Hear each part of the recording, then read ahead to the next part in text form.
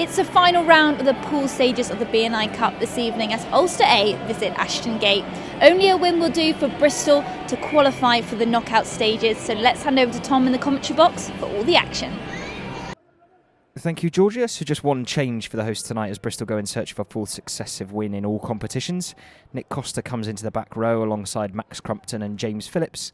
And Matthew Morgan starts at fly half in the same week he found out he'd been called into the Wales squad for the upcoming RBS Six Nations. Bristol University's Sam Jeffries earns a spot on the bench and could make his competitive debut tonight. The first points of the evening go to Bristol then. Decent kick from Matthew Morgan, the score 3-0. It's the ball away. Bristol's defensive line was up really quick there. Matthew Morgan sweeping in behind, just covering ground. Genge gets back into position. McPhillips tries to find some space himself. Change of direction. And gives the ball to the forwards once again. Costa steps in and makes enough of a tackle. Can they find some space down on the wing here, Ulster? And they're straight for the line. And they're over for the first try of the evening. It's Lorcan Dow that crosses in the corner. Enough pace and power to get him over in there. Bristol's cover defence wasn't quite strong enough to stop the big man from squeezing into the corner and getting the first try of the night moments after Bristol getting the first points from the penalty, of course. A long penalty attempt. Conversion missed, but McPhillips sends that one straight through the posts.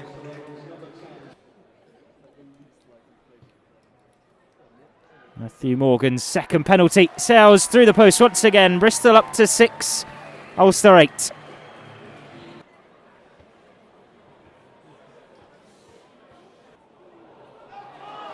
Morgan keeps the ball in hand. Lovely show and go to Amesbury, who does get the ball eventually and skirts into the corner to score Bristol's first try. Really well worked. Matthew Morgan, the star of that one. It'll show and go to Charlie Amesbury initially, sold a defender, then held the gaze of the last defender long enough to give Charlie Amesbury an unopposed run in.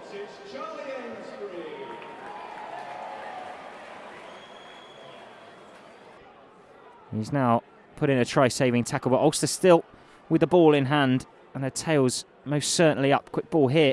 They could find a bit of space out on the wing. Lovely weighted pass from the inside centre, and Stuart Olding crosses, tonight's captain, for Ulster's second try.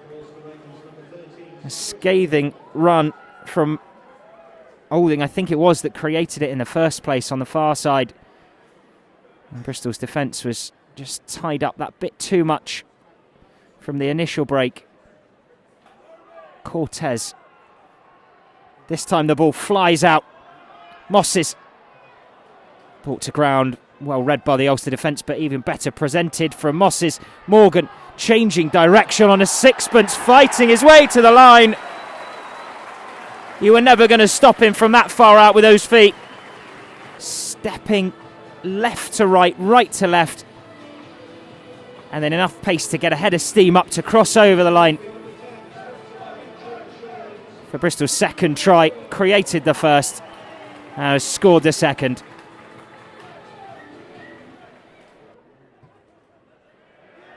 Morgan adds 2 to the 5 he already got and score 18-13.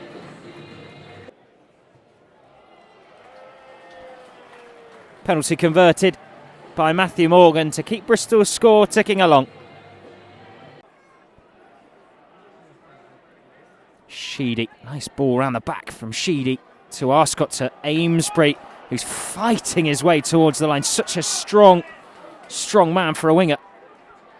Morgan, nice pop from Morgan to Ford Robinson, who's still going and has managed to rumble over the line with God knows how many defenders attached to him. Absolute power at pace. I wouldn't fancy a chance of tackling him from that far out, but Ulster had a damn good go, but Jamal decided to take half of their defenders with him over the line for Bristol's third try.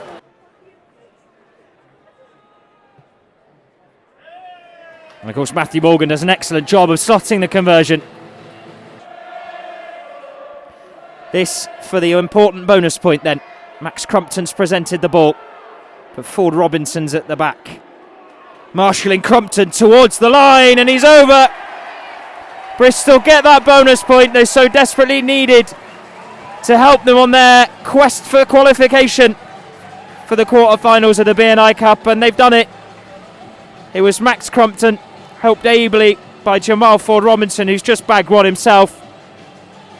5 metres out, Bristol have been formidable at the line out. Macmillan to throw in. It's Glynn who rises highest and pushes the ball back to Max Crumpton. And now Ross Macmillan has the ball tucked underneath his left arm. Cries of heave from around Ashton Gate. Will Homer willing the forwards on. Once called by the referee, but Bristol is still going forwards. It's still Macmillan in possession. Jeffries joins in now to try and help the cause. Surely Bristol have gone over here, and they have. 5 tries now. Some tired Ulster bodies out there just couldn't keep the Bristol forwards out, and it is Ross Macmillan who gets up with the ball in his hand. Bristol's 5th try, second that's come through the forwards in that fashion. The first 1 minute to go, and it was Max Crumpton in possession. And Max Crumpton did the right thing and handed the ball back to Macmillan during that drive. And it'll be his name next on the score sheet.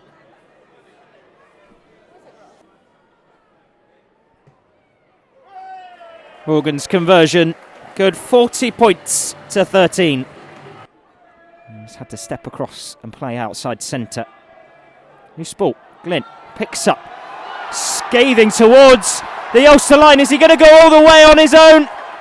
That's one he can talk about for a very long time. A 50-metre break. A loose ball at the back of a ruck. He picked up and ran a good 50 metres in. Pats on the back from all the forwards for that one. A wonderful, wonderful breakaway try. Come back from a lengthy injury break. His first game on the Ashton Gate pitch for a very long time. And he's marked it with an absolute stormer of a try.